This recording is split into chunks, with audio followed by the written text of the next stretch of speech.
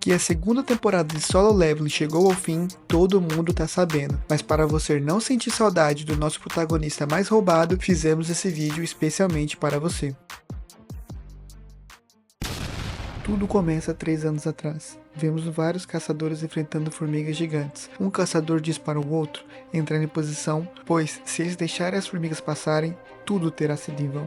Com isso, todos começam a atacar, mas as formigas são mais fortes e começam a acabar com eles. Um caçador entra em desespero e diz não ter chance contra elas. Para a sorte deles, um caçador do tipo healer, Byung-gu, aparece e começa a curar todos em um instante. Porém, as formigas vão atrás dele também. Mas antes que ele fosse pego, um caçador manda Byung-gu se abaixar e usa sua magia. Assim que acerta a formiga, ele chama outro caçador, Yeon-ho. Yeon-ho começa a acabar com as formigas com muita facilidade. Vemos os caçadores que estavam com dificuldades ficarem aliviados, pois diante deles estavam caçadores de rank S. O Soco diz para Byung-gu que ele não deve sair correndo na frente. Byung-gu então pede desculpas e diz que sabia que os dois o protegeriam. Logo vemos uma formiga ainda maior que os outros, porém o Soco diz que não deve ser o boss. Yeon-ho concorda e completa dizendo que deve ser somente o líder da horda. Yeon-ho pede para Byung-gu cuidar dos feridos e chama o Soco para acabar com a formiga. Yeon-ho pega a formiga pela mandíbula, enquanto o Soco lança seus raios. Yeon-ho aproveita que a formiga ficou atordoada e arranca a mandíbula dela. No mesmo momento, a formiga arremessa Yeon-ho para longe, que aproveita a chance para abrir um buraco nela, finalizando o monstro. Rapidamente, aparecem outras formigas e com isso, Yeon-ho e o Soco liberam todo o seu poder, causando uma grande explosão. Olhando de longe, vemos um homem de cabelo vermelho, Choi Join, e de frente dele uma horda enorme de formigas. Mas com apenas uma mão, ele lança uma magia de fogo que já acaba com quase todas as formigas. Com isso, ele manda seu grupo iniciar o ataque.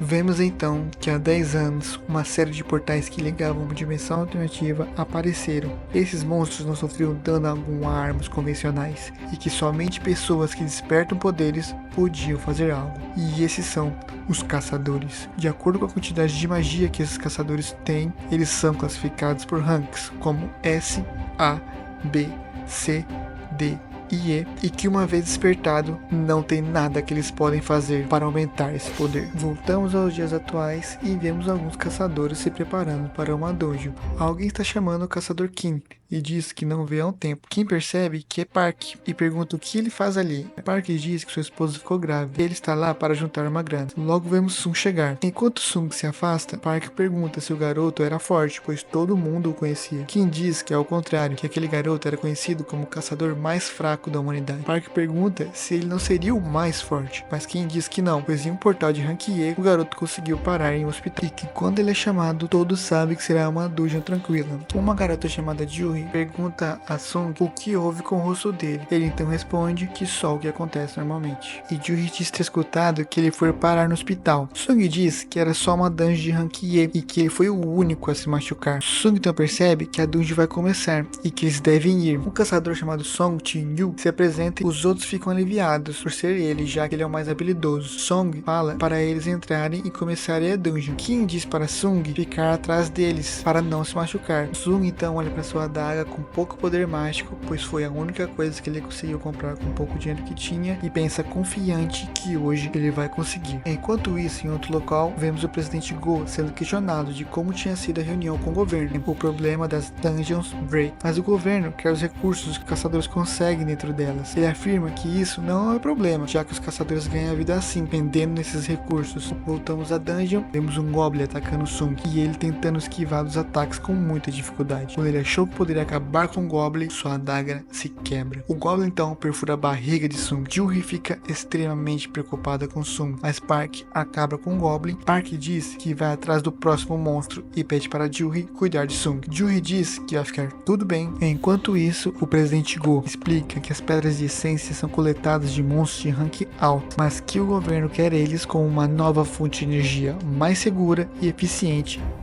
De volta à dungeon, os caçadores finalmente conseguiram derrotar o boss. Todos os caçadores estão empolgados, mas vemos Tsung e Juhi no fundo e ela pergunta se ele continua sendo caçador só por teimosia, enquanto olha para os outros caçadores. Tsung percebe que no fim de tudo, ele só conseguiu uma pedra de essência de rank e vemos um caçador chamando e dizendo que encontrou uma outra caverna.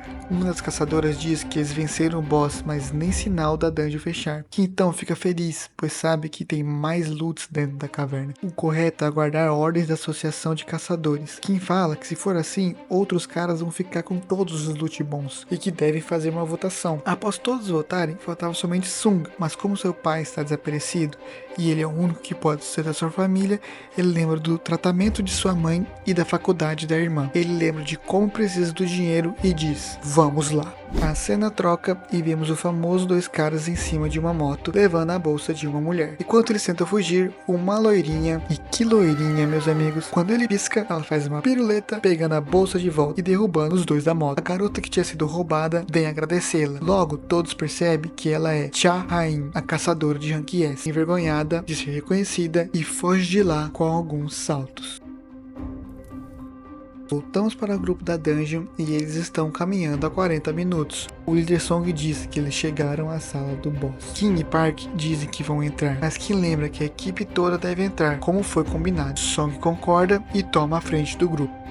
Voltamos aos recém-despertos e o presidente Go. Ele começa a fazer um discurso sobre aqueles que vão ou não seguir o caminho de caçador, e que mesmo os mais acostumados com dungeons não se podem dar ao luxo de baixar a guarda, e que eles não devem ser arrogantes e nem descuidados, completando que, para sobreviver, o conselho primordial é que tenham medo. A porta começa a abrir, dentro vemos uma sala cheia de estátuas. Eles percebem que o lugar realmente tem cara de boss final. Eles estranham as estátuas que parecem ser tão sombrias, mas a que chama a atenção de Tsung é a maior estátua, que fica no centro das outras. Um dos caçadores percebe que não tem monstro nenhum naquela sala, um círculo mágico no meio da sala. Primeiro, venere a Deus. Segundo, louve a Deus. Terceiro, prove sua fé. Juhi chama Tsung com uma expressão extremamente assustada e diz que aquela estátua maior estava mexendo. Song termina de ler as escritas: aqueles que não seguirem esses mandamentos não sairão vivos. A porta se fecha com todos dentro. Eles se desesperam e se perguntam se estão presos lá. Um dos caçadores, enfurecido enquanto ia à porta, diz que era por isso que estava preocupado. Como eles não ouviram, agora estavam nessa. Quando ele encostou para abrir a porta, uma estátua se mexeu e com um só golpe acabou com ele. Vendo a cena, todos se desesperaram e se perguntaram como iam lutar contra aquilo. Tsung, devastado, diz que se essas estátuas estão se mexendo, então